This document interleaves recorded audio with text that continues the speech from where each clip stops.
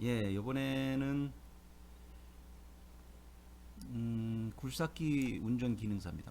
굴삭기 운전 기능사 2011년 10월 9일 날 필기 기출 문제를 풀어보겠습니다. 요 문제는 그 인터넷 사이트에 가셔서 보이시죠? www.comcbt.com에 가셔서 굴삭기 기능사 필기시험 클릭을 하시면 요거는 다 다운 받을 수가 있습니다. 2011년도 건데 문제가 뭐 거의 거기서 거기에요. 같은 문제은행에 등록되어 있는 것들이 계속 나오기 때문에 요거 다운 받으셔서 같이 보시든지 한번 먼저 풀어보시고 답을 맞춰 보시든지 그러시면 도움이 많이 되실 것 같으네요. 계속해서 문제를 풀어 드리겠습니다. 자, 1번 냉각장치에서 냉각수의 비등점을 올리기 위한 것으로 맞는 것은 비등점이라는 것이 이제 냉각수도 온도 열이 받으면 끓죠. 끓는 점을 비등점이라고 합니다. 근데 압축을 하면 압축 밸브로 꽉 막아 놓으면 비등점이 올라가죠. 냉각수 같은 경우에 110도 이렇게 넘어가면 끓기 시작합니다. 그냥 가만히 놔뒀을 경우에는 압축이 안 되면 100도가 되기 전에 끓을 수도 있는데 이 압력 밸브로 꽉 잠가 놓기 때문에 110도 이상 올라가야 그때 끓습니다. 그래서 비등점을 올리기 위한 것은 압력식 캡이죠. 압력밥솥 생각하시면 돼요. 압력 압력식 캡입니다. 진공식 캡은 그 진공과 부압이 걸리기에 해서 여유분을 내보내거나 다시 모자랄 때 보조 탱크에서 냉각수를 빨아들이거나 그런 역할을 하는 게 진공식이고요. 여기서 지금 물어보는 것은 비등점이기 때문에 압력식 캡에 체크를 하시면 답이 되겠습니다. 답은 2번입니다. 여기에 지금 잠깐 그 캡의 모양을 보시면은 여기 압력 꽉 막는 거죠. 나사형으로 되어 있어서 꽉 눌러주면 여기 더 이상 이제 압력이 됩니다. 요 진공 밸브는 요 밑에 따로 있습니다. 이게 여기 올라갔다 내려갔다 하면서 부압이 걸리면 열리고 압력이 정압이 걸려서 압력이 세지면 닫히고 뭐 이런 형태로 해서 되어 있습니다. 스프링.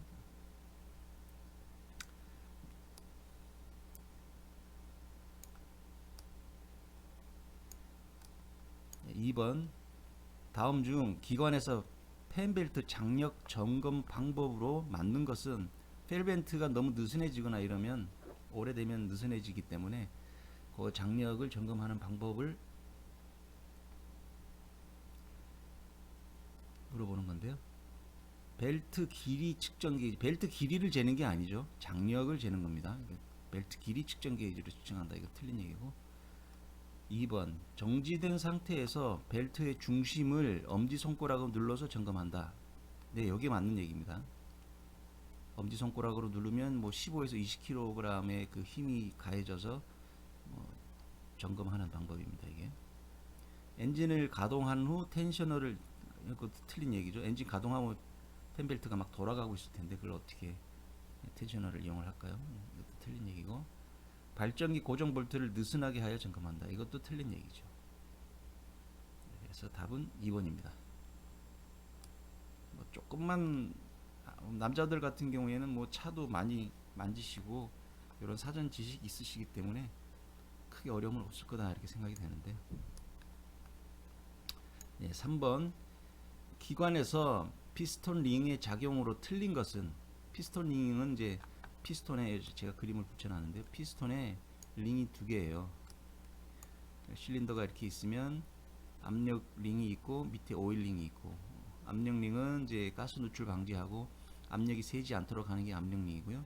오일 링은 이제 엔진 오일을 긁어내리는, 엔진 오일이 올라가서 타면 안 되니까 엔진 오일을 긁어내리는 역할을 하는 게 오일 링입니다.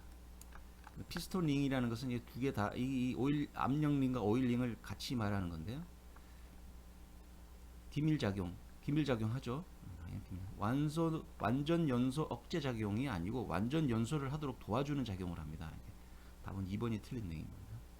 오일 제어 작용, 오일 긁어내리니까 열 전도 작용. 요거 헷갈리실 수 있는데 이 열이 이 안에서 폭발이 일어나면 열이 나잖아요. 그 열이 이 링에도 전달이 돼서 링이 다시 실린더로 전달을 합니다. 그래서 열 전도 작용을 합니다. 답은 3번의 답은 2번이 되겠습니다.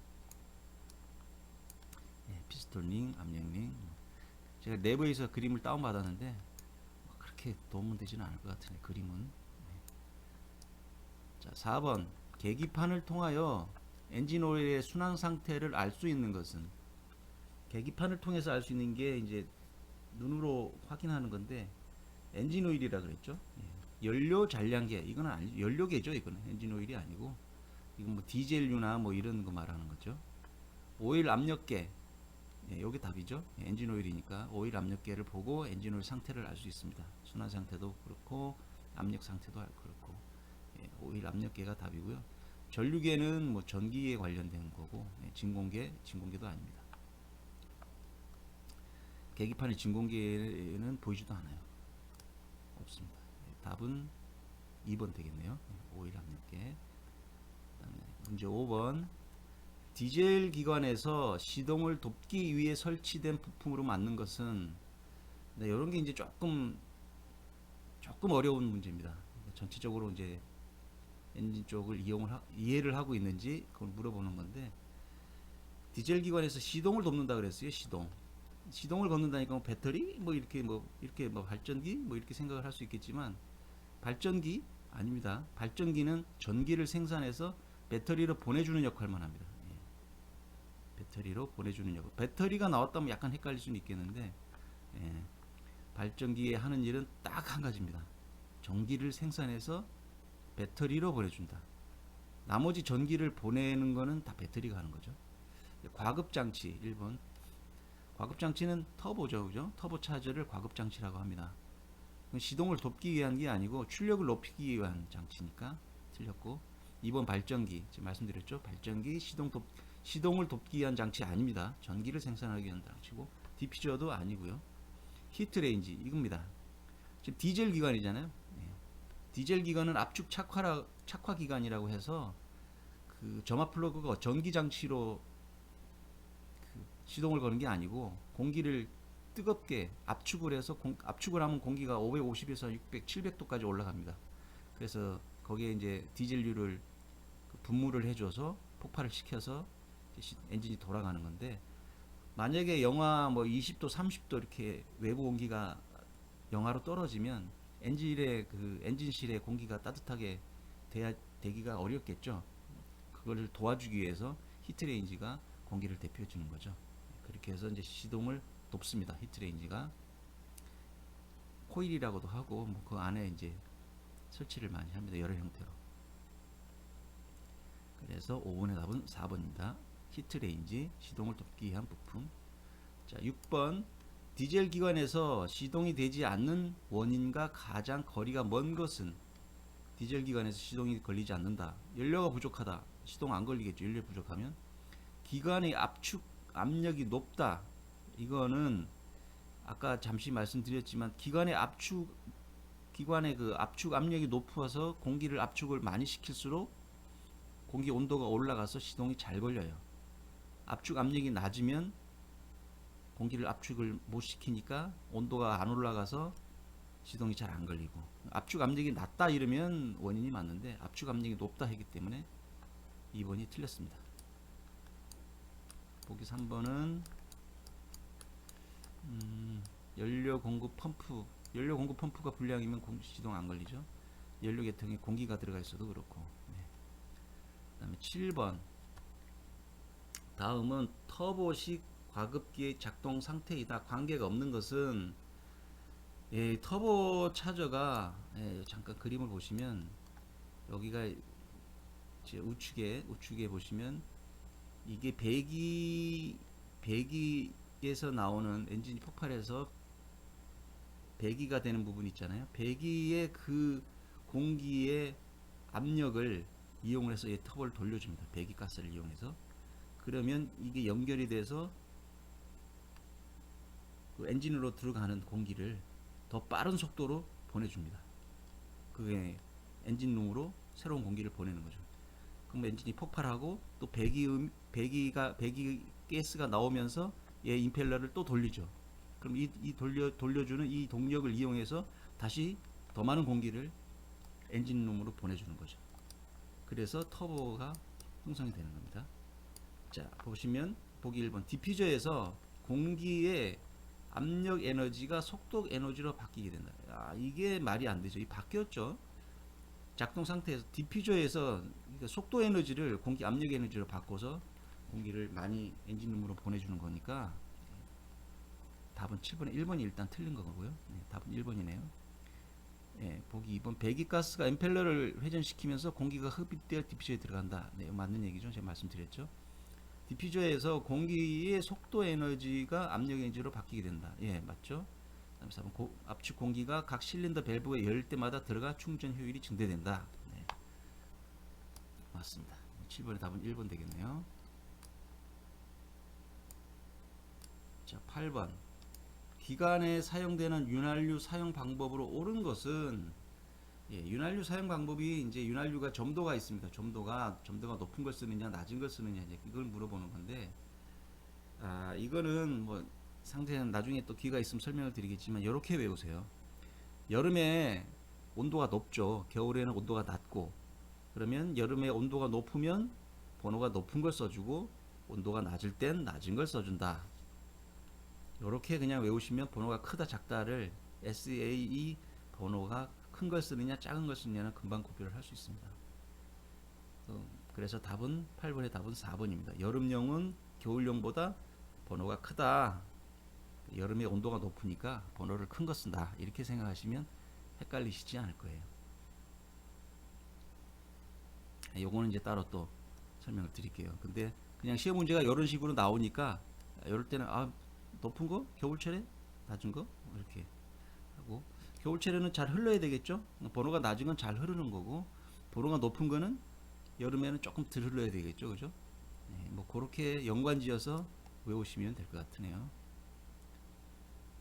네, 9번 디젤 기관에 공급하는 연료의 압력에 높이는 것으로 조속기와 분사 시기를 조절하는 장치가 연결되어 있는 것은 이거 뭐 특별한 지식이 없어도 자 한번 문제를 잘 읽어볼게요. 디젤 기관에서 엔진에 공급하는 연료의 압력을 높이는 것으로 조속기와 분사 시기를 조절하는 것, 조속기와 분사 시기를 조절하는 장치가 설치되어 있는 것은 연료 분사 펌프죠. 연료 분사 펌프에 분사 시기를 조절하는 장치가 설치되어 있어야지. 뭐 어디 딴 데 설치되어 있으면 이게 되겠어요? 9번의 답은 3번입니다. 조속기, 분사시기 조절하는 장치 다 연료 분사 펌프하고 관련이 되어 있는 부속들이에요. 자, 문제 10번. 유압식 밸브 리프터의 장점이 아닌 것은 유압식 밸브 리프터는 하는 역할이 뭐냐면 밸브가 열리고 닫히는 시기를 정확히 조절해 주기 위해서 작동되는 기계입니다. 부품입니다. 그러니까 밸브 간극 자동으로 조절된다. 그렇죠?